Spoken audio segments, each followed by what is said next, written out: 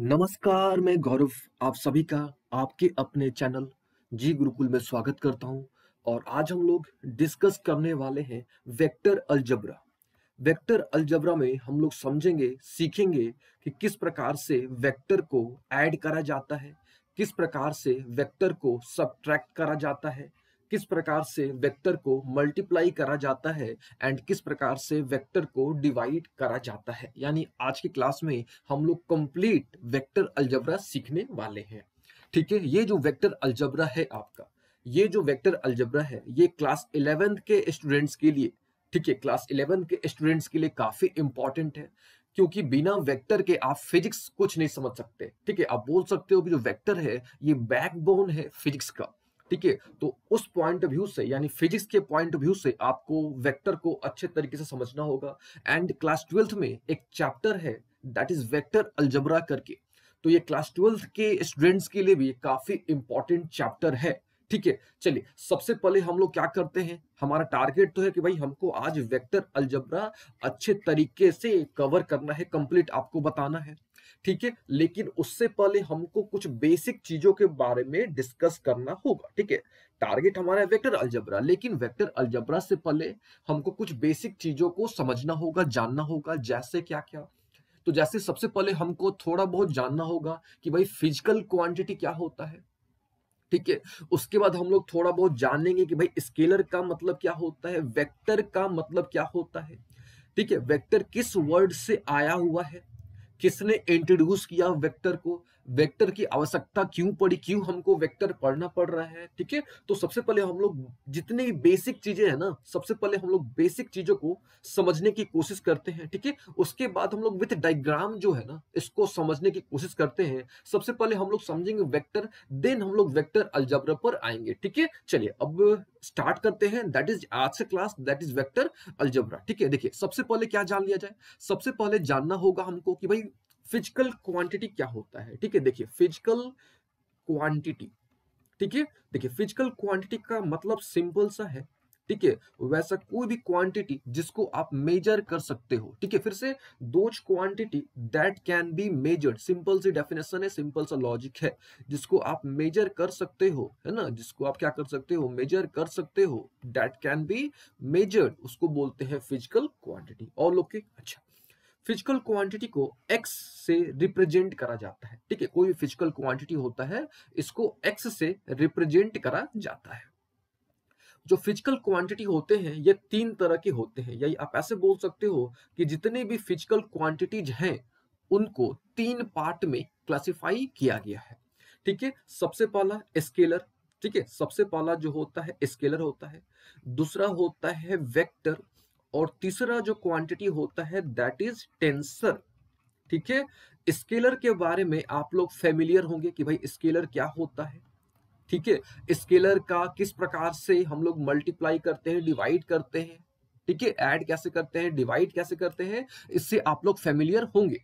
ठीक है, हम लोग डिस्कस करेंगे ओनली वेक्टर, वेक्टर के बाद हम लोग डिस्कस करेंगे टेंसर। ठीक है, लेकिन सबसे पहले हम लोग क्या डिस्कस कर लेते हैं कि भाई फिजिकल क्वांटिटी क्या होता है। तो ये तो आपने समझ लिया कि भाई वैसा कोई भी क्वांटिटी जिसको हम लोग मेजर कर सकते हैं, किससे रिप्रेजेंट करते हैं, तो एक्स से क्या करते हैं, रिप्रेजेंट करते हैं। और तीन तरह के होते हैं। ठीक है, तो सबसे पहला कौन सा है यहाँ पे, स्केलर। ठीक है, तो आप ऐसे समझ लो कि भाई दोज क्वांटिटी, ठीक है, those quantity that can be, ठीक है, those quantity that can be completely described. ठीक है, those quantity that can be completely described by N U, यहां पे देखिएगा एन यू। ठीक है, एन यू।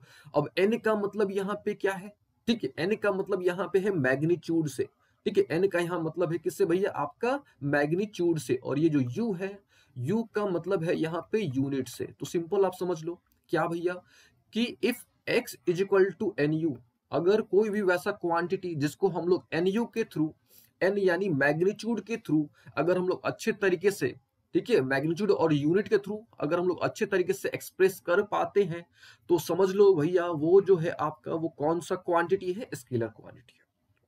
और लोग के ना, ठीक है, फिर से एक बार इसका डेफिनेशन पढ़ो कि scalar are those quantity which have magnitude without direction, मतलब केवल मैग्नीट्यूड काफी है।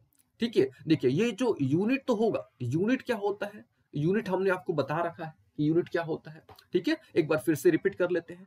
तो यूनिट क्या होता है, वैसे स्टैंडर्ड्स होते हैं, वैसे स्पेसिफिक स्टैंडर्ड्स होते हैं जो फिजिकल क्वांटिटीज को रिप्रेजेंट करते हैं। ठीक है, वैसे स्पेसिफिक स्टैंडर्ड होते हैं जो किसको रिप्रेजेंट करते हैं, जो एक्स को रिप्रेजेंट करते हैं, यानी जो फिजिकल क्वांटिटी को रिप्रेजेंट करते हैं। ठीक है, तो यहाँ पे यू का कुछ खास रोल नहीं है।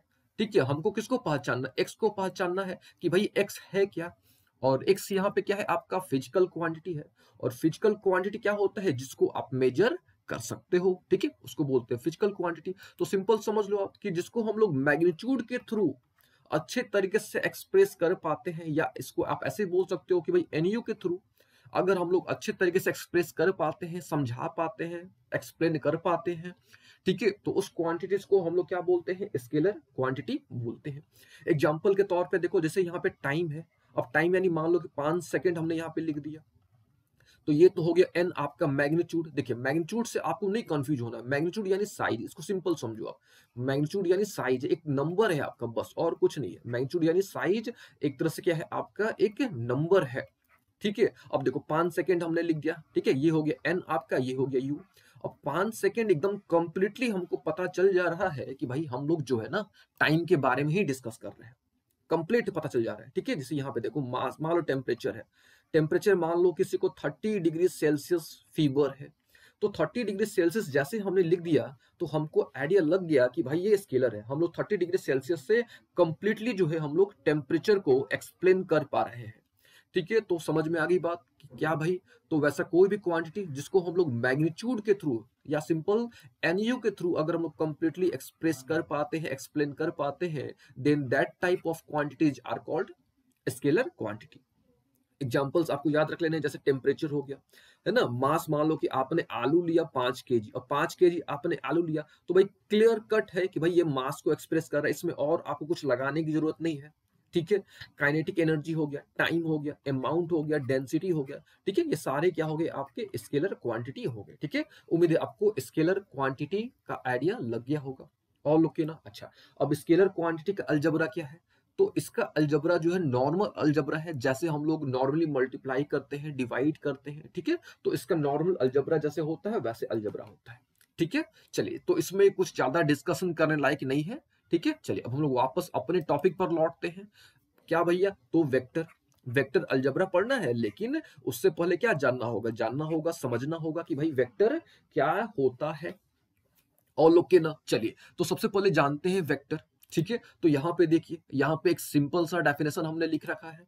ठीक है, लेकिन उससे भी पहले कुछ बेसिक चीजों पे ध्यान दिया जाए, जैसे वेक्टर जो है, ठीक है, ये जो वेक्टर है ये वेक्टस वर्ड से आया हुआ है। सबसे पहला पॉइंट पे ध्यान दीजिएगा, ये जो वेक्टर है ये वेक्टस वर्ड से आया हुआ है। और वेक्टस का अगर मतलब देखा जाए तो इसका मतलब होता है टू कैरी, यानी ढोना। अगर किसी चीज को आप ढो रहे हो, ठीक है, आप देखे होगे, आपने एक ऐड आता है टीवी में वेक्टस पाइप कर, वेक्टस पाइप। तो याद रखिएगा वेक्टर जो है ये वेक्टस वर्ड से आया हुआ है। और वेक्टर जो है आपका, ठीक है, वेक्टर जो है कौन, क्या है आपका, एक फिजिकल क्वांटिटी है, यानी एक क्या है, फिजिकल क्वांटिटी है, जिसके पास दोनों है, मैग्नीट्यूड भी है। ठीक है, यानी उसके पास मैग्नीट्यूड भी है और क्या है, डायरेक्शन भी है। ठीक है, या आप इसको ऐसे बोलो कि भाई दो क्वांटिटी जिसको हम लोग एनयूडी के थ्रू, किसके थ्रू, तो एनयूडी के थ्रू, यानी एन यानी मैग्नीट्यूड, यू यानी यूनिट, डी यानी डायरेक्शन, यानी ये दोनों होना चाहिए। यानी एनयूडी के थ्रू अगर हम लोग किसी भी फिजिकल क्वांटिटी को अच्छे तरीके से एक्सप्रेस कर पा रहे हैं तो समझ लीजिए कि वो क्या हो गया, आपका वेक्टर हो गया। और याद रखिएगा वेक्टर जो है किस वर्ड से आया हुआ है, वेक्टस।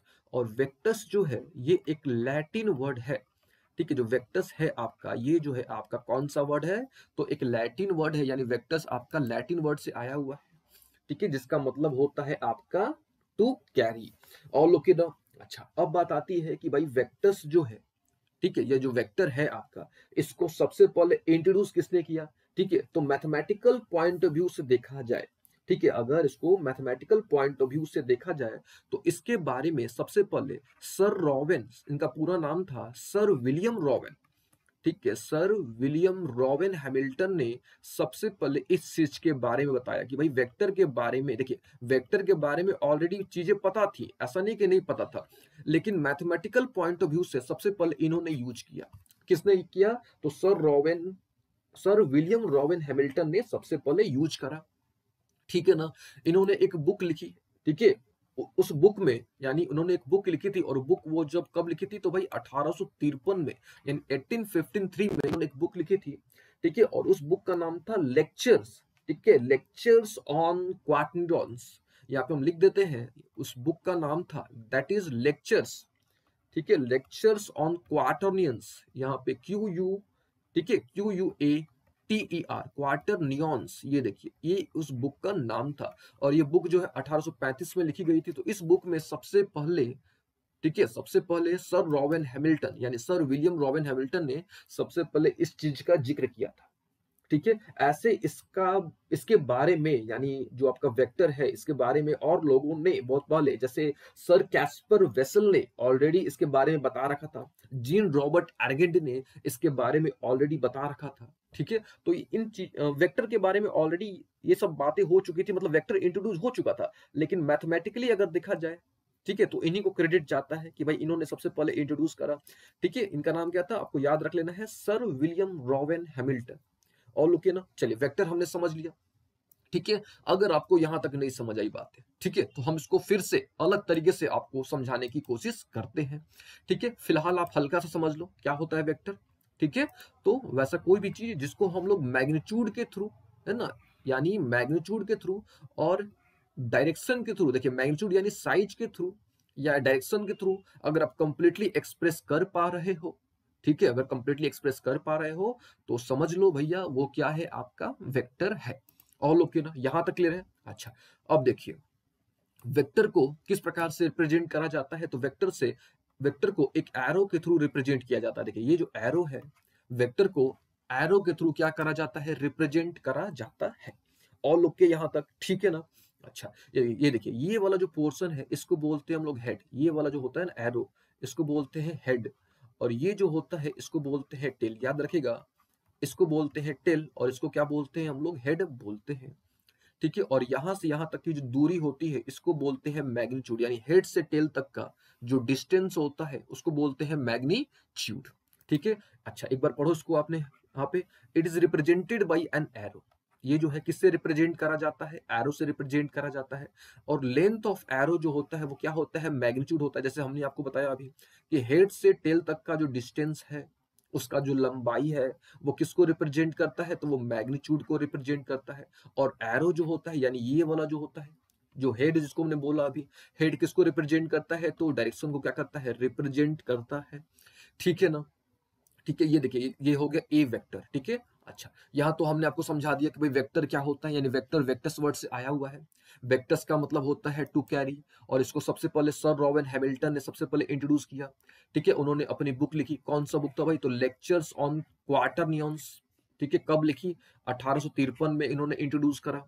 ठीक है। किससे रिप्रेजेंट करते हैं? तो एक एरो से रिप्रेजेंट करते हैं। ठीक है। ये सब बातें हमने डिस्कस कर लिया। ठीक है। अच्छा, हम मान लेते हैं कि यहां तक आपको कुछ नहीं समझ आया। ठीक है। यहां तक आपको जो भी हमने बताया आपको कुछ समझ नहीं आया। ठीक है। तो हम क्या करते हैं, इसको अलग तरीके से आपको समझाते हैं, वापस से जो है हम आपको अच्छे तरीके से इसको वापस स्केलर वेक्टर को समझाते हैं। ठीक है। देखिए मेरा टारगेट क्लियर है कि आपका जो कॉन्सेप्ट है एकदम क्लियर हो जाए अच्छे तरीके से। ठीक है, कि आपको दोबारा जो है ना इसमें कभी भी कंफ्यूजन ना हो। ठीक है। चलिए फिर से एक बार, सबसे पहले क्या? स्केलर। तो अभी हमने आपको रफ में बता दिया कि भाई अगर हम लोग एनयू के थ्रू, है ना, एनयू के थ्रू, यानी एन यानी मैग्नीट्यूड के थ्रू, और यूनिट के थ्रू अगर हम लोग किसी चीज को एक्सप्रेस कर पाते हैं, ठीक है, मैग्नीट्यूड के थ्रू और यूनिट के थ्रू अगर हम लोग किसी चीज को एक्सप्रेस कर पाते हैं तो वो हो गया स्केलर। ठीक है। कुछ डायग्राम से देखते हैं, कुछ फील करते हैं। ठीक है। जैसे ये देखो, यहाँ पे एक कार है और इस कार की लंबाई है 4.5 मीटर। तो ये जो लेंथ हो गया, ये क्या हो गया? आपका फिजिकल क्वांटिटी हो गया। और फिजिकल क्वांटिटी जैसे हमने आपको बताया कि भाई जिसको हम लोग मेजर कर सकते हैं, दैट कैन बी मेजर्ड, यानी those quantity that can be what measured, जिसको हम लोग मेजर कर सकते हैं उसको बोलते हैं फिजिकल क्वांटिटी। इसकी कार की लंबाई कितनी है? 4.5 मीटर। तो ये जो 4.5 हो गया, ये क्या हो गया? एन हो गया, यानी मैग्नीट्यूड हो गया। या साइज हो गया, और ये जो मीटर हो गया ये क्या हो गया, यूनिट हो गया। अब भाई कार की लंबाई 4.5 मीटर है, यानी एकदम क्लियर कट है कि भाई अब इसमें तो कुछ एक्सप्लेन करने की जरूरत नहीं है, ठीक है, यानी स्केलर है। स्केलर यानी जिसको हम लोग एनयू के थ्रू अच्छे तरीके से एक्सप्रेस कर पाते हैं, ठीक है। तो याद रख लेना है आपको क्या भाई कि जो एन हो गया यहाँ पे आपका, ठीक है, एन यहाँ पे एन क्या है, मैग्नीट्यूड है, और जो यू है यहाँ पे यू क्या है, आपका यूनिट है। और लोग के ना, अच्छा ये जो लेंथ हो गया आपका, तो लेंथ किस तरह का क्वांटिटी हो गया, तो आपको बता देना है कि भाई लेंथ क्या है आपका, एक स्केलर क्वांटिटी है। फिर से लेंथ कौन सा क्वांटिटी है, स्केलर क्वांटिटी है। ये देखो यहाँ पे एक गोल्ड बार है ना, ये क्या है आपका, एक गोल्ड बार है, ठीक है। इसका मास, ठीक है, तो मास यहाँ पे क्या हो गया, फिजिकल क्वांटिटी हो, क्यों, क्योंकि उसको हम मेजर कर सकते हैं। इसका जो मास है वो 1 kg है, तो यहाँ पे 1 क्या हो गया, मैग्नीट्यूड हो गया। केजी क्या हो गया, तो इसका यूनिट हो गया। तो भाई 1 kg यानी क्लियर कट हो जा रहा है कि भाई ये किसको एक्सप्रेस कर रहा है, मास को एक्सप्रेस कर रहा है, यानी ये क्या है, स्केलर क्वांटिटी है, ठीक है। तो उम्मीद है आपको अब आइडिया लग गया होगा। जैसे टाइम का देख लो, टाइम मान लो इस घड़ी में समय कितना हो रहा है, तो 12.76 यानी 12.76 सेकेंड हो रहा है इसमें, है ना। यानी टाइम क्या है आपका, फिजिकल क्वांटिटी, क्योंकि इसको आप मेजर कर सकते हो। ये क्या हो गया आपका एन हो गया, और ये क्या हो गया आपका यू हो गया, यानी एन यू के थ्रू आप टाइम को अच्छे तरीके से एक्सप्रेस कर पा रहे हो। यानी जो टाइम हो गया ये आपका कौन सा क्वांटिटी हो गया, ये आपका स्केलर क्वांटिटी हो गया, ठीक है। अब हमको लग रहा है कि अब आपको अच्छे तरीके से आइडिया लग गया होगा, ठीक है। और एग्जांपल्स देख लो, जैसे टेम्परेचर है, टेम्परेचर फिजिकल क्वांटिटी है, ये इतना टेम्परेचर हो रहा है इस थर्मोमीटर में, यानी ये हो गया मैग्नीट्यूड, ये हो गया आपका यूनिट, ठीक है। ये क्या हो गया आपका यूनिट हो गया, यानी क्लियर कट कि भाई ये जो है हमारा कौन सा है, स्केलर क्वांटिटी। क्यों, क्योंकि हम लोग इसको एनयू के थ्रू हम लोग इसको अच्छे तरीके से एक्सप्रेस कर पा रहे हैं, एक्सप्लेन कर पा रहे हैं, ठीक है। तो हम लोग सिंपल बोल सकते हैं कि भाई स्केलर क्या होता है, एक फिजिकल क्वांटिटी होता है जिसके पास केवल मैग्नीट्यूड होता है। एग्जाम्पल याद रखिएगा, mass, length, time, temperature, volume, density, ये सब हमने ऑलरेडी डिस्कस कर भी रखा था, ठीक है। लेकिन हमने इसको दोबारा इसीलिए किया ताकि आपको अच्छे तरीके से कॉन्सेप्ट आपको समझ आ जाए। चलिए अब आते हैं क्या चीज, वेक्टर, ठीक है। और वेक्टर को तो हमने समझ लिया कि भाई वेक्टर जो है आपका वेक्टर से आया हुआ है, और वेक्टर्स का मतलब होता है क्या चीज होता है, तो टू कैरी इसका मतलब होता है। और इसको किसने इंट्रोड्यूस किया था, तो सर विलियम रॉबिन हैमिल्टन ने। सर विलियम रॉबिन हैमिल्टन ने क्या किया था, इसको इंट्रोड्यूस किया था, इसका यूज किया था सबसे पहले, और अपनी बुक में इसका सबसे पहले क्या करा था, यूज किया था। कब किया था इसका यूज, तो 1853 में इन्होंने जो बुक लिखी थी, उस बुक का नाम क्या था, उस बुक का नाम अभी हमने आपको बताया था, लेक्चर्स ऑन क्वार्टर नियॉन्स, ठीक है, इस बुक का नाम था। तो इस बुक में इन्होंने क्या करा था, सबसे पहले इंट्रोड्यूस किया था। तो वेक्टर तो हमने समझ लिया है, अब हमको क्या पढ़ना है कि भाई कैसे जोड़ते हैं, कैसे घटाते हैं, कैसे मल्टीप्लाई करते हैं, कैसे क्या करते हैं, डिवाइड करते हैं, अब हमको ये समझना है। वेक्टर का हमने डेफिनेशन भी देख लिया, ठीक है। अब थोड़ा उसको हम लोग डायग्राम के थ्रू थोड़ा इलेबोरेट करके समझते हैं, ठीक है। जैसे यहाँ पे एक नक्शा दे रखा है, ठीक है, ये मान लो एक वर्ल्ड मैप हो गया, और यहाँ पे कैलिफोर्निया को दर्शाया गया है, ठीक है। कैलिफोर्निया को नॉर्थ कैलिफोर्निया, ठीक है, यहाँ से एक तरह से बोल सकते हो कि डिस्टेंस दिखाया गया है, कैलिफोर्निया, नॉर्थ कैलिफोर्निया से कैलिफोर्निया तक का डिस्टेंस जो है आपको यहाँ पे दिखाया गया है। और ये जो डिस्टेंस है आपका वो 36 किलोमीटर है, ठीक है। लेकिन ये जो डिस्टेंस है ना, आपने इधर से मेजर किया, हो सकता है कि आप इधर से मेजर करते तो थोड़ा कम पड़ता, इधर से मेजर करते तो थोड़ा ज्यादा पड़ जाता है कि नहीं। अब देखिए यहाँ पे मेजर किया गया है, ठीक है, यहाँ पे जो है नॉर्थ कैलिफोर्निया से कैलिफोर्निया तक का डिस्टेंस क्या किया गया है, मेजर किया गया है, ठीक है। लेकिन यहाँ पे मायने रखेगा आपका कि भाई आपने कहाँ से मेजर किया है, ठीक है। यहाँ पे मायने रखेगा कि भाई यहाँ पे जो है वेस्ट से आपने मेजर किया है, आपने जो है कहाँ से मेजर किया है, वेस्ट से मेजर किया है, ठीक है। अगर आप ईस्ट से मेजर करते तो डिस्टेंस अलग आता, अलग आपका ये आता, 3600 किलोमीटर नहीं आता, कुछ और कम आता। आपने नॉर्थ से किया होता तो कुछ अलग आता, आपने साउथ से किया होता तो कुछ अलग आता, ठीक है। तो यहाँ पे डायरेक्शन का एक बहुत बड़ा रोल है, ठीक है। तो यहाँ पे डायरेक्शन क्या है आपका, बहुत बड़ा रोल है। 3600 तो हो गया, तो ये क्या हो गया आपका, ये मैग्नीट्यूड हो गया, है ना। ये आपका क्या हो गया, किलोमीटर क्या हो गया, ये यूनिट हो गया, ठीक है। और ये वेस्ट से नापा गया है, ठीक है। तो यहाँ पे डायरेक्शन का एक बहुत बड़ा रोल हो गया, ठीक है। तो हम लोग बोल सकते हैं कि ये जो है आपका क्या है, वेक्टर है, ठीक है। एक और एग्जांपल ले लो, मान लेते हैं कि यूएसए से ये आपका वर्ल्ड मैप है, ठीक है, ये जो है आपका वर्ल्ड मैप है, ठीक है। ये आपका वर्ल्ड मैप है, और यहाँ पे यूएसए से चाइना की जो डिस्टेंस है वो करीब 11,600 किलोमीटर है, ठीक है, लेकिन किधर से मापा गया है? मापा गया है आपका ईस्ट से मापा गया है। अगर आप इसको और दूसरे डायरेक्शन से मापते तो ये ऑब्वियस है कि ये डिफरेंट आता। ठीक है, तो यहाँ पे देख रहे हो ना कि डायरेक्शन का कितना बड़ा रोल है। अगर डायरेक्शन चेंज होगा तो आपका ये डाटा क्या हो जाएगा? चेंज हो जाएगा, है ना? डायरेक्शन अगर चेंज होगा तो ये आपका डाटा ऑटोमेटिकली क्या हो जाएगा? चेंज हो जाएगा, है ना? तो यहाँ पे आपको आइडिया लग गया होगा, आपको फील आ गया होगा कि भाई डायरेक्शन कितना बड़ा रोल प्ले करता है। ठीक है, तो वैसा कोई भी क्वांटिटी जिसको हम लोग एनयूडी यानी मैग्नीट्यूड, ये देखो ये क्या हो गया आपका एन हो गया, ये क्या हो गया आपका यू हो गया, और ये क्या हो गया डी, जिसको हम लोग एनयूडी के थ्रू हम लोग अच्छे तरीके से एक्सप्रेस कर पाते हैं, उसको क्या बोलते हैं? हम लोग उसको बोलते हैं, क्या बोलते हैं भैया? तो उसको बोलते हैं वेक्टर क्वांटिटी। और ये जो है किस तरह का वेक्टर क्वांटिटी है? तो ये डिस्प्लेसमेंट है। ठीक है, और डिस्प्लेसमेंट क्या होता है ये भी हमने आपको बता रखा है। सिंपल समझ लो, शॉर्टेस्ट डिस्टेंस जो होता है ना, अब डिस्टेंस आपने किधर से किधर मापा, है ना? तो ये आपको ध्यान रखना होगा, यानी डायरेक्शन जो है एक बहुत बड़ा रोल प्ले करता है। डायरेक्शन से आप एक्यूरेट बता सकते हो। ठीक है, तो उम्मीद है आपको वेक्टर का अब आइडिया लग गया होगा। ठीक है, डेफिनेशन एक बार आपको देख लेना है, क्या होता है डेफिनेशन। ठीक है, तो वेक्टर एक ऐसा फिजिकल क्वांटिटी है जिसके पास मैग्नीट्यूड भी होता है और डायरेक्शन भी होता है, या इसको आप ऐसे बोलो कि those physical quantity that can be completely described with the help of magnitude and direction. Completely उसको हम लोग कंप्लीटली अगर डिस्क्राइब कर पाते हैं तो समझ लो भैया वो क्या है? वेक्टर है। कुछ एग्जांपल्स आपको ध्यान रख लेने हैं, जैसे पोजीशन हो गया, displacement, velocity, acceleration, momentum, force. ठीक है ना, ये सब क्या हो गए? वेक्टर। और वेक्टर को कैसे रिप्रेजेंट करा जाता है? तो ये हमने आपको बता दिया है कि भाई एरो से रिप्रेजेंट कर दो। ठीक है, ये होता है टेल, ये होता है हेड, है ना? और ये होता है मैग्नीट्यूड यानी लेंथ ऑफ एन एरो। ठीक है, यहां तक हमने आपको अच्छे तरीके से समझा दिया कि भाई वेक्टर क्या होता है। अब क्या देखा जाए कि भाई इसको किस प्रकार से रिप्रेजेंट करा जाता है, यानी अब हमको समझना है कि वेक्टर को किस प्रकार से रिप्रेजेंट करा जाता है, यानी रिप्रेजेंटेशन ऑफ वेक्टर हमको डिस्कस करना है। तो जैसे अभी हमने यहाँ पे बताया आपको, ठीक है, पिछले वाले स्लाइड में बताया कि भाई वेक्टर को हम लोग एरो से रिप्रेजेंट करते हैं। ठीक है, वेक्टर को हम लोग किससे रिप्रेजेंट करते हैं? एरो से। तो यहाँ पे देख लो, यहाँ पे एक एरो ड्रॉ किया गया है। ये क्या हो गया आपका? देखो यहाँ पे हेड हो गया, ये क्या हो गया आपका? तो ये टेल हो गया, और इसके बीच की जो दूरी हो गई वो भैया क्या हो गया आपका? मैग्नीट्यूड हो गया, है ना? और यहाँ जो एंगल बन रहा है ये मान लो कि सरफेस हो गया, और यहाँ जो एंगल बन रहा है समझ लो कि ये जो एंगल है वो किसको रिप्रेजेंट कर रहा है? डायरेक्शन को रिप्रेजेंट कर रहा है। और ये आपका अगर मान लो कि इसको आपने ए बी से रिप्रेजेंट करा हुआ है तो उसके ऊपर आपको एरो लगा देना है। ठीक है, तो ये देखो आप लास्टली कि भाई सिंबॉलिकली इसको हम लोग कैसे रिप्रेजेंट करेंगे? तो ए बी के ऊपर हम लोग एरो लगा देंगे।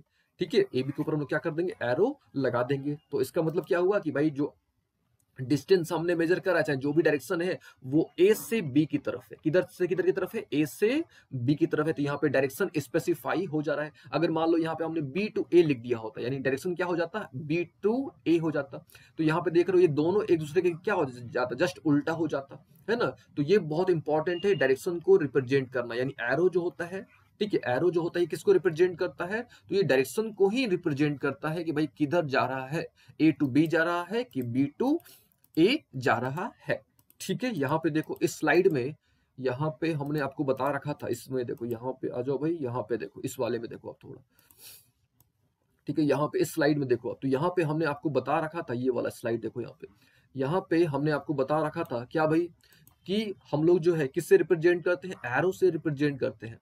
और जो लेंथ ऑफ एरो होता है वो क्या होता है? मैग्नीट्यूड होता है। और एरो जो होता है क्या इंडिकेट करता है? डायरेक्शन को इंडिकेट करता है। ठीक है, ये जो एरो है ना, इटसेल्फ जो होता है वो किसको रिप्रेजेंट करता है? डायरेक्शन को क्या करता है? रिप्रेजेंट करता है। और हम लोग क्या करते हैं? किसी भी लेटर के ऊपर हम लोग क्या लगा देते हैं? एरो लगा देते हैं। ठीक है, किसी भी लेटर के ऊपर हम लोग क्या करते हैं? एरो लगा देते हैं। ठीक है, तो वेक्टर क्या होता है? स्केलर क्या होता है? दोनों में डिफरेंस क्या क्या होता है? ठीक है, किस प्रकार से रिप्रेजेंट करा जाता है? ठीक है, उम्मीद है आपको यहां तक का आइडिया लग गया होगा। ठीक है, कुछ और देख लो, कुछ और आपको आइडिया लग जाएगा। जैसे मान लो कि ये वेक्टर ए हो गया, ये वेक्टर बी हो गया, ये वेक्टर क्या हो गया? पी हो गया। ठीक है, एक बार पढ़ो यहाँ पे कि they are also represented by a single capital letter with an arrow above it, यानी उसके ऊपर एरो लगा दो तो समझ लो कि भैया वो हो गया वेक्टर।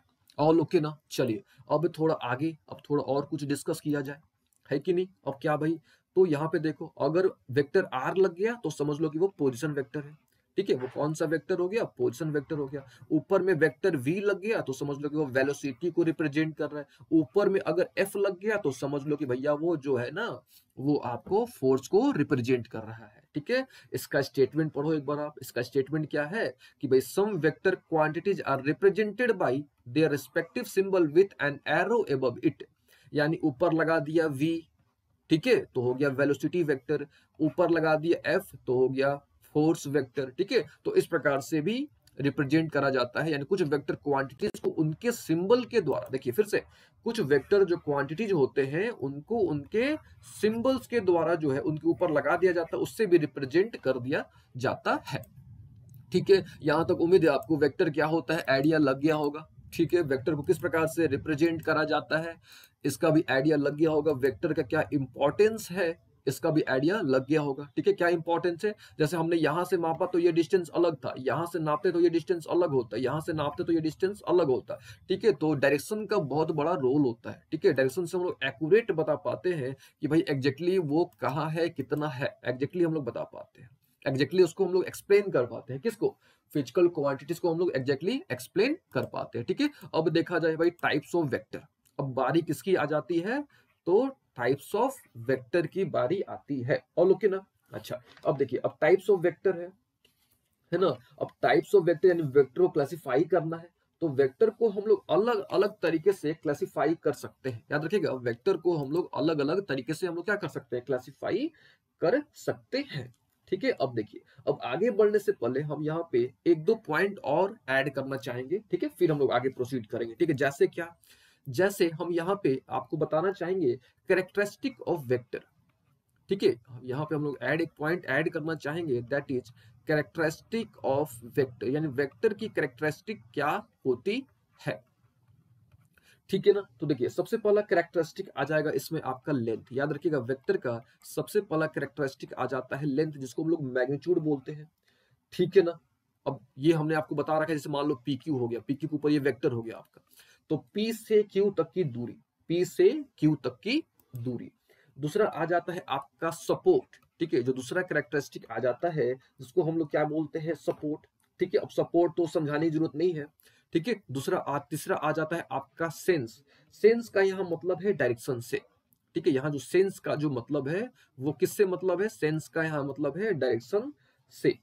ठीक है ना, उम्मीद है आपको यहां तक अच्छे तरीके से आइडिया लग गया होगा। तो याद रखिएगा, कैरेक्टरिस्टिक ऑफ वेक्टर तीन होता है, यानी तीन पॉइंट्स के थ्रू हम लोग क्या कर सकते हैं, वेक्टर को कैरेक्टराइज कर सकते हैं। लेंथ के थ्रू, सपोर्ट के थ्रू एंड सेंस के थ्रू, यानी डायरेक्शन के थ्रू।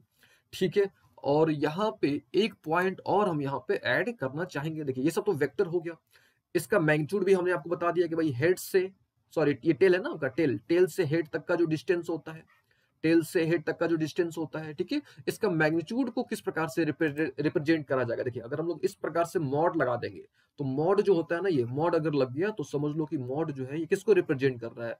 ये जो मॉड अगर हमने लगा दिया, मॉडुलस इसको आप बोलते हो, तो ये जो मॉडुलस है ये किसको रिप्रेजेंट करता है, तो ये जो है मॉडुलस जो है मैग्नीट्यूड को रिप्रेजेंट करता है। इस पॉइंट थोड़ा देख लीजिएगा।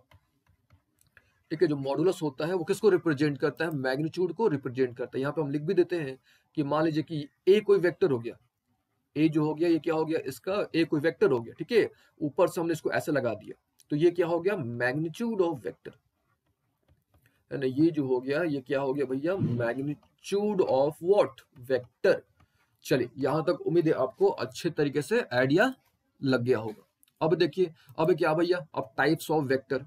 अब टाइप्स ऑफ वेक्टर हमने आपको बताया, जैसे कि हम लोग जो है ना डिफरेंट डिफरेंट बेसिस पर जो है ना हम लोग वेक्टर को क्लासिफाई करेंगे। ठीक है, और सबसे पहले हम लोग डिस्कस करने जा रहे हैं ओरिएंटेशन के बेसिस पर। ठीक है, यानी सबसे पहले हम लोग टाइप्स ऑफ वेक्टर पढ़ने जा रहे हैं, लेकिन किस बेसिस पर, तो on the basis of orientation. अब ओरिएंटेशन का मतलब आपको पता होगा, है ना। चलिए, जिसमें सबसे पहला हम लोग क्या डिस्कस करने जा रहे हैं, तो आ जाओ भैया, सबसे पहला हमारा है पैरेलल वेक्टर। ठीक है, पैरेलल वेक्टर, तो मान लीजिए कि दो वेक्टर आपके पास है, दोनों का डायरेक्शन है सेम। ठीक है, दो वेक्टर है, दोनों का डायरेक्शन है सेम, तो समझ लीजिए कि वो क्या है, पैरेलल है।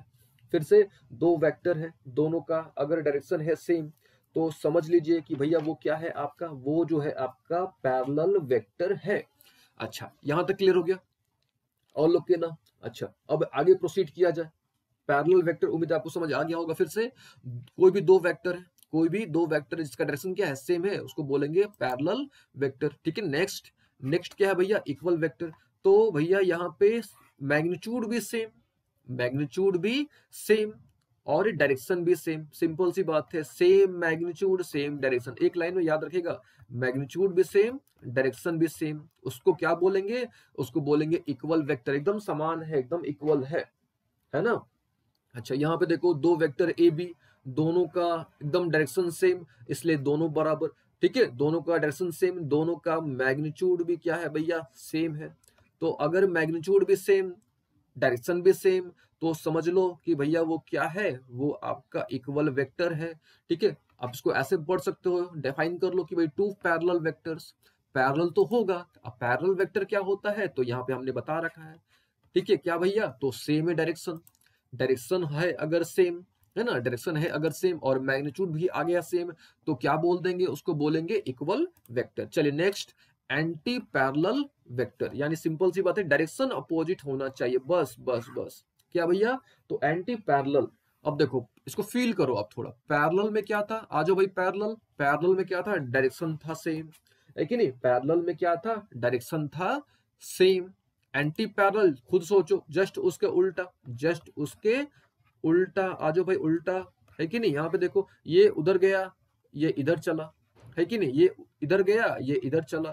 ठीक है, तो इसको बोलेंगे क्या चीज, एंटी पैरेलल वेक्टर, यानी अपोजिट डायरेक्शन। अगला निगेटिव वेक्टर, है ना, निगेटिव वेक्टर। अब निगेटिव वेक्टर से पहले थोड़ा ये देख लो, इक्वल वेक्टर, डायरेक्शन भी सेम, मैग्नीट्यूड भी सेम। अभी अब आ जाओ नेगेटिव वेक्टर पे, देखो यहाँ पे same magnitude, same magnitude but opposite direction. Simple सा ट्रिक है, याद रखिएगा, सेम मैग्नीट्यूड, मैग्नीट्यूड तो सेम होगा, but what, but opposite direction. यानी मैग्नीट्यूड अगर सेम है, डायरेक्शन अगर अपोजिट है, तो उस तरह के वेक्टर को क्या बोलेंगे, बोलेंगे निगेटिव वेक्टर। यानी अगर ये इधर चला तो ये उधर चला, लेकिन दोनों सेम चला, केवल डायरेक्शन अलग अलग है। तो उसको हम लोग इस प्रकार से लिखेंगे, A B equal to minus B A, minus P Q equal to, sorry P Q, vector P equal to minus Q. क्यों, क्योंकि दोनों का मैग्नीट्यूड है सेम, लेकिन डायरेक्शन है अपोजिट। ठीक है ना। इक्वल वेक्टर में क्या था, थोड़ा इक्वल वेक्टर में आ जाओ भाई, इक्वल वेक्टर दोनों सेम है, दोनों क्या है यहाँ पे सेम है। लेकिन निगेटिव वेक्टर में क्या था कि भाई मैग्नीट्यूड तो था सेम, लेकिन डायरेक्शन था क्या चीज, उल्टा। ठीक है, मान लो कि यहाँ पे कोई ए बी वेक्टर दे दिया है, अब इसका निगेटिव वेक्टर हमको बनाना है, तो उसको हम ऐसे लिख देंगे माइनस बी ए, है ना। यहाँ पे ए से बी जा रहा था, इसमें बी से ए जा रहा है ना। मान लो कि कोई पी क्यू वेक्टर है, तो इसको हम लोग कैसे लिख देंगे, माइनस क्यू पी लिख देंगे। ठीक है ना। चलिए, तो उम्मीद है आपको नेगेटिव वेक्टर का भी आइडिया लग गया होगा। नेक्स्ट नेक्स्ट क्या है भैया, तो कोलिनियर वेक्टर, फील करा जाए, को का मतलब सेम, को का मतलब सेम, लिनियर का मतलब होता है लाइन में, लिनियर का मतलब यहाँ पे हो गया भैया लाइन में। यानी फील करो इसको आप कि भाई two vectors are said to be collinear vector if they act along the same line. अगर सेम लाइन में एक्ट हो रहा है, फिर से, अगर सेम लाइन में एक्ट हो रहा है, तो बोलेंगे वो क्या है भैया, कोलिनियर है। यहां देखो, ये भी इधर चला और ये भी इधर चला, डायरेक्शन भले ही अपोजिट हो, डायरेक्शन यहाँ पे एक दूसरे का अपोजिट है, लेकिन दोनों act along the same line. अगर act along the same line, अगर सेम लाइन में है, ठीक है भैया, अगर सेम लाइन में है तो समझ लो कि भैया वो क्या है, कोलिनियर वेक्टर है। फिर से, अगर सेम लाइन है, यहाँ पे देखो, यहाँ पे डायरेक्शन क्या है, उल्टा है एकदम, यहाँ पे डायरेक्शन आपका अपो है, यानी अपोजिट है। ठीक है ना। यहाँ पे देखो, यहाँ पे डायरेक्शन आपका क्या है, सेम है। ठीक है, दोनों एक तरफ चल रहा है। ठीक है, उससे कोई मतलब नहीं, इसमें डायरेक्शन डायरेक्शन से कोई मतलब नहीं। इसका मतलब है क्या भैया, कि एक लाइन में एक्ट होना चाहिए। ठीक है, यहाँ पे देखो, ये दोनों अगर ज्वाइन करोगे तो यहाँ पे एक लाइन बन जाएगा। ये भी देखो, इसको फील करो आप थोड़ा ना, तो आपको बेहतर फील आएगा, समझ आएगा। ठीक है ना। तो कोलिनियर वेक्टर से आगे बात समझ कि भाई two vectors are said to be collinear vector if they act along a same line. अगर सेम लाइन में एक्ट होगा, तो समझ लो भैया वो क्या होगा, वो होगा कोलिनियर वेक्टर। चलिए नेक्स्ट नेक्स्ट क्या है भैया, तो को इनिशियल वेक्टर, नाम से क्लियर, को का मतलब सेम और इनिशियल का मतलब भैया स्टार्टिंग पॉइंट। अगर सिंपल सा लॉजिक समझो, तो अगर स्टार्टिंग पॉइंट होगा सेम, अगर इनिशियल पॉइंट यानी जहां से स्टार्ट करा है अगर वो होगा सेम तो क्या बोलेंगे भैया, उसको बोलेंगे को इनिशियल वेक्टर। यानी यहां पे पढ़ लो कि if they have common initial point, अगर उसका इनिशियल पॉइंट कॉमन है। यहाँ पे देखो ये मान लो कि ओ हो गया, ये इधर चला है कि नहीं, ये भी इधर चला। अब देखो सब अलग अलग भागा है, लेकिन कहां से भागा है तो ओ से भागा। कहां से भागा, ओ से भागा। तो भैया ये हो गया आपका कौन सा वेक्टर, ओवे वेक्टर हो गया, ओबी वेक्टर हो गया, है ना, ओसी वेक्टर हो गया, ये ओडी वेक्टर हो गया। तो ये सारे कौन से वेक्टर, तो सारे हो गए हमारे को इनिशियल वेक्टर। क्यों भैया, तो क्योंकि आपको बताना है कि भाई इसका इनिशियल पॉइंट है सेम। तो अगर इनिशियल पॉइंट है सेम तो समझ लो कि भैया वो हो गया को इनिशियल वेक्टर। और यहाँ पे ये थोड़ा फील करो आप, ओ ए का मतलब क्या हुआ कि भाई ओ से ए की तरफ जा रहा है, ओ बी का मतलब क्या हुआ कि ओ से बी की तरफ जा रहा है। अगर इसका हमको निगेटिव लिखना होगा तो माइनस ए हो जाएगा, है कि नहीं। ओबी का निगेटिव लिखना होगा तो माइनस बीओ हो जाएगा, है कि नहीं। तो उम्मीद है आपको नेगेटिव वेक्टर का भी आइडिया लग गया होगा। ठीक है, चलिए एक बार थोड़ा रिवीजन कर लेते हैं, उसके बाद आगे प्रोसीड किया जाएगा। चलिए आ जाओ भाई, यहाँ से देखिए, यहाँ से हम लोग क्या स्टडी कर रहे हैं, टाइप्स ऑफ वेक्टर। और किस बेसिस पर, तो ओरिएंटेशन के बेसिस पर, कि भाई किस तरफ झुकाव है ना, ओरिएंटेड किस तरफ ओरिएंटेड है, हम लोग उस बेसिस पर अभी क्या कर रहे हैं, स्टडी कर रहे हैं। किसको स्टडी कर रहे हैं, टाइप्स ऑफ वेक्टर को स्टडी कर रहे हैं। पैरेलल वेक्टर समझ लिया, डायरेक्शन सेम तो पैरेलल, है कि नहीं। अगर सब सेम, मैग्नीट्यूड भी सेम, डायरेक्शन भी सेम तो इक्वल। एंटी पैरेलल यानी अपोजिट डायरेक्शन है, ठीक है, अपोजिट क्या है, डायरेक्शन है। तो क्या भैया यहाँ पे क्या हो गया, वो एंटी पैरेलल हो गया। नेगेटिव क्या हो गया, नेगेटिव में कि आपका डायरेक्शन, ठीक है, डायरेक्शन जो है वो तो जो डायरेक्शन है वो डायरेक्शन क्या होगा आपका, उल्टा होगा। डायरेक्शन क्या होगा, उल्टा होगा। लेकिन मैग्नीट्यूड क्या होगा, सेम होगा। यहां फील करो, मैग्नीट्यूड है सेम बट अपोजिट क्या भैया, डायरेक्शन। तो क्या बोलेंगे, निगेटिव वेक्टर। को लिनियर वेक्टर डिस्कस कर लिया कि भाई if the vectors act along the same line, अगर एक लाइन में जा रहा है तो क्या भैया, कौन सा वेक्टर, कोलिनियर वेक्टर। नाम से क्लियर है। को इनिशियल वेक्टर भी हमने डिस्कस कर लिया। नाउ को टर्मियस, ठीक है, इसको को टर्मिनल वेक्टर भी कहा जाता है। देखिए यहाँ पे हम लिख देते हैं, इसको को टर्मिनल वेक्टर भी कहा जाता है। अब देखिए, अब आपके मन में प्रश्न आ रहा होगा कि भाई टर्मिनल और क्या होता है, टर्मिनल या टर्मिनस क्या होता है। फील करो आप, यहाँ पे हमने डाल दिया एक एरो, ठीक है ना, यहाँ पे हमने क्या कर दिया, एरो डाल दिया। तो सिंपल टर्मिनल का मतलब क्या होता है कि भाई एंडिंग पॉइंट, इसको ऐसे समझो, ठीक है। टर्मिनल का मतलब क्या होता है, इसको आप ऐसे भी समझ सकते हो, एंडिंग पॉइंट को छोड़ दो, इसको आप ऐसे समझो। देखो यहाँ पे इस डायग्राम के थ्रू समझो कि भाई अगर, ठीक है, एक ऐसा पॉइंट जहां पे, ठीक है, एक ऐसा पॉइंट जहां पे सबका हेड मिल रहा है, देख रहे हो ना, ये जो है मान लो कि ओवी वेक्टर हो गया, ये मान लो कि ओबी वेक्टर है, ये ओसी और ये ओडी वेक्टर है, ठीक है, देख रहे हो ना, सबका जो है टर्मिनल पॉइंट जो है वो क्या है, सेम है। ठीक है, टर्मिनल पॉइंट क्या है आपका, सेम है। इसको आप ऐसे बोलो कि अगर सबका हेड सेम हो गया, सबका हेड अगर है सेम तो हो गया वो को टर्मिनल। ठीक है, टर्मिनल को आप ऐसे समझो कि भाई हेड, यहाँ पे हेड की तरह समझो आपको। और को इनिशियल में क्या समझो यहाँ पे कि भाई अगर सबका टेल सेम है, ठीक है, अगर टेल है सेम तो देखो यहाँ पे सबका टेल क्या था, सेम था। टेल का स्टार्टिंग पॉइंट, नॉट टेल या टेल का स्टार्टिंग पॉइंट दोनों चलेगा। ठीक है, देखो टेल सबका यहाँ से स्टार्ट हो रहा है, यह भी यहाँ से स्टार्ट हो रहा है, ये भी यहाँ से स्टार्ट हो रहा है कि नहीं, टेल सेम है। और यहाँ पे देखो, यहाँ पे सबका हेड सेम आ रहा है, मतलब हेड जो है ना एक जगह मिल रहा है। ठीक है, तो इस तरह के वेक्टर को क्या बोलेंगे, को टर्मिनस वेक्टर। पढ़ लो एक बार कि टू और more vectors are said to be coterminous vector if they have common terminal point. अगर टर्मिनल पॉइंट जो है ना, या आप ऐसे बोलो कि एक ऐसा पॉइंट जहां पे सबके सारे वेक्टर्स के हेड एक जगह मिल रहे हैं ना, तो उस तरह के वेक्टर्स को क्या बोलते हैं, को टर्मिनल या को टर्मिनस वेक्टर बोलते हैं। और लोग के ना एकदम मस्त, आगे बढ़ते हैं। अगला क्या है, को प्लेनर वेक्टर। तो नाम से क्लियर है, को का मतलब सेम, है ना, को का मतलब सेम है, और प्लेनर का मतलब हो गया प्लेन। यानी क्या भैया, अगर सारे जो होंगे एक ही हवाई जहाज में होंगे, यानी सारे अगर एक ही प्लेन में होंगे, ठीक है, तो उसको क्या बोलेंगे, कोप्लेनर वेक्टर बोलेंगे। ठीक है, अब भाई अब आती है बात कि भाई प्लेन क्या होता है। तो हमने आपको ऑलरेडी पढ़ा रखा है। ठीक है, ये देखो, ये मान लो कि हो गया ऑरिजिन, ये हो गया एक्स एक्सिस, ये मान लो कि वाई एक्सिस, और ये हो गया भैया आपका जेड एक्सिस एकदम मस्त है यहाँ तक। तो ये देखो, ये हो गया एक आपका प्लेन, यानी ये हो गया एक्स वाई प्लेन, ठीक है ना। ये मान लो कि हो गया आपका, एक हो गया एक्स जेड प्लेन, ठीक है ना। तो प्लेन हो गया, मतलब समझ रहे हो बात को ना। अगर आपको प्लेन नहीं समझ आया, मान लो कि आपको नहीं समझ आया, ठीक है, हम मान लेते हैं कि आपको हमने जो है प्लेन अच्छे तरीके से नहीं समझा पाया, तो भाई क्या, तो इसको हम लोग अलग तरीके से समझते हैं। तो मान लेते हैं कि कोई सरफेस आपके पास है, मान लीजिए कि कोई सरफेस आपके पास है, वहां पे आपने क्या कर दिया, कोई भी दो पॉइंट ले लिया। मान लेते हैं कि हमने भैया यहाँ पे दो पॉइंट ले लिया, ए और बी, हमने यहाँ पे दो पॉइंट ले लिया और उसको हमने क्या कर दिया, ज्वाइन कर दिया।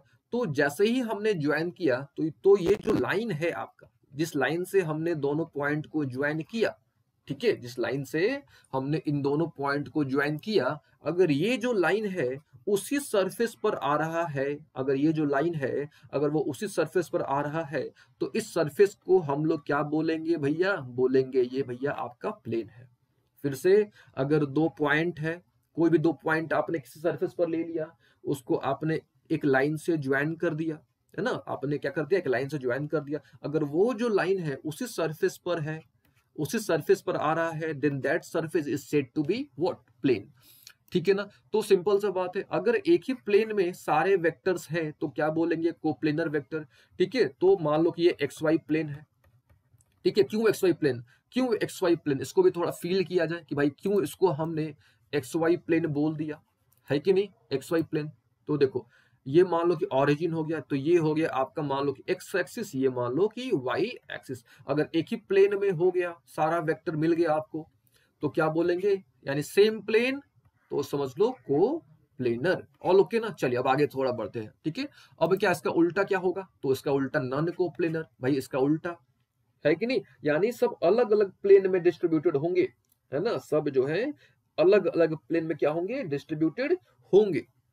अब कैसे, इसको कैसे समझा जाए, तो मान लो कि आप अपने रूम में बैठे हो, ठीक है, मान लो कि आप जो है आप अपने रूम में बैठे हो, तो एक फ्लोर पर वेक्टर है आपका, एक जो वेक्टर है वो फ्लोर पर ऐसे पड़ा है, और एक जो आपका वेक्टर है वो आपने दीवार पर लगा रखा है, ठीक है, आपने जो है एक वेक्टर दीवार पर रखा है, तो फ्लोर वाला प्लेन अलग हो गया और वॉल का प्लेन अलग हो गया, ठीक है ना भैया। तो बोलेंगे कि भाई कि अलग अलग अगर है, ठीक है, अलग अलग अगर है, अलग अलग प्लेन में है, तो बोलेंगे क्या, बोलेंगे वो नॉन कोप्लेनर है। फिर से पढ़ो डेफिनेशन, अगर आपका थ्री और मोर, यहाँ पे देखो थोड़ा फील करो आप, देखो यहाँ पे कम से कम तीन रहेगा तभी आप बता पाओगे, ये भी ध्यान देना, तीन या तीन से अधिक, ये बहुत इंपॉर्टेंट है ना। ये जो है ना, कोप्लेनर या प्लेनर के लिए कम से कम तीन वेक्टर होने चाहिए, को टर्मिनस में कम से कम दो, ये सब ध्यान दीजिएगा, ये इंपॉर्टेंट है, ठीक है। देखो, को इनिशियल में कम से कम टू, लेकिन जब भी आप प्लेनर की बात करोगे, जब भी आप प्लेनर की बात करोगे तो कम से कम आपको तीन बताना पड़ेगा,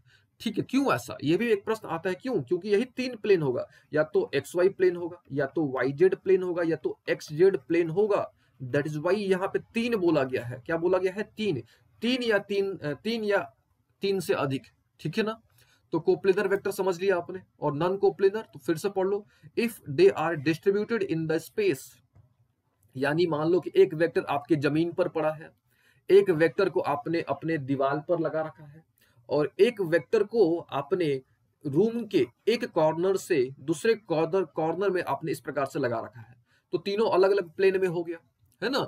तो इस तरह का वेक्टर को हम लोग क्या बोलते हैं, नॉन को प्लेनर बोलते हैं, ठीक है ना, क्या बोलते हैं, नॉन को प्लेनर। ये देखो यहाँ पे क्या हो गया, क्यूब हो गया, है ना, ये क्या हो गया, आपका क्यूब हो गया।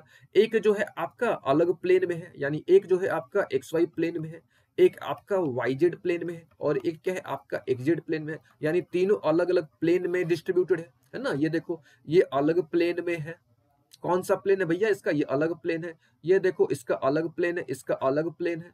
तो अगर प्लेन हो अलग, है ना, अगर प्लेन हो अलग, तो समझ लो कि भैया वो नॉन को प्लेनर है, ठीक है। आई थिंक काफी है, इतना आपको आइडिया भी लग गया होगा, ठीक है। तो हमने क्या किया, अभी हमने वेक्टर को डिस्कस किया, यानी टाइप्स ऑफ वेक्टर को हमने डिस्कस किया, लेकिन किस बेसिस पर, तो भैया ओरिएंटेशन के बेसिस पर, यानी हमने ओरिएंटेशन के बेसिस पर हमने डिस्कस कर लिया टाइप्स ऑफ व्हाट, वेक्टर।